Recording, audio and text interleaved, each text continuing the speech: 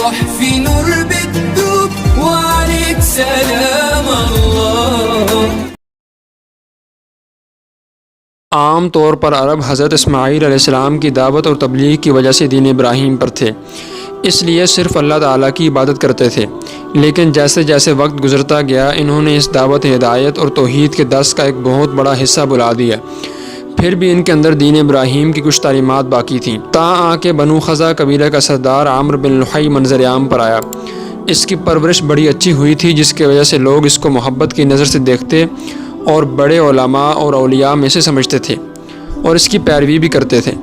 ایک دن عامر بن لحی تجارت کی وجہ سے ملک شام کے سفر پر گیا۔ ادھر اس نے دیکھا کہ بتوں کی پوجا کی جا رہی تھی۔ اس نے سوچا کہ سرزمین شام پر تو بہت سے انبیاء اکرام تشریف لائے ہیں، اگر یہاں یہ لوگ بتوں کی پوجا کرتے ہیں تو یقیناً یہ کام بہت اچھا ہے۔ اس نے وہاں سے ایک حبل نامی بت اپنے ساتھ لیا اور مکہ میں آ کر خانہ کعبہ کے اندر لگا دیا اور اہل مکہ کو اللہ تعالیٰ کے ساتھ شرک کی دعوت دی، اور اہل مکہ نے اس کی اس دعوت پر لبیک کہا اور اپنے سروں کو بتوں کے سامنے جھکانا شروع کر دیا۔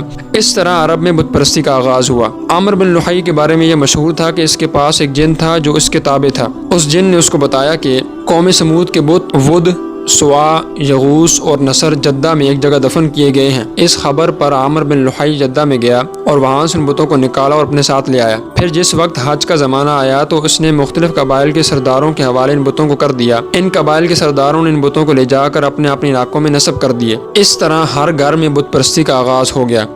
ان بتوں کے علاوہ عرب کے پرانے بت بھی تھے جن کی مشرکین مکہ عبادت کرتے تھے۔ ایک بت منات تھا جو بحر احمر کے قریب ساحل پر نصب تھا، دوسرا لات نامی بت تھا جو طائف میں موجود تھا، تیسرا عزا تھا جو وادی نخلا میں رکھا گیا تھا۔ یہ تینوں بت عرب کے سب سے بڑے بت تھے۔ اس کے بعد جیسے جیسے وقت گزرتا گیا عرب کے ہر کونے میں شرک و بت پرستی عام ہو گئی۔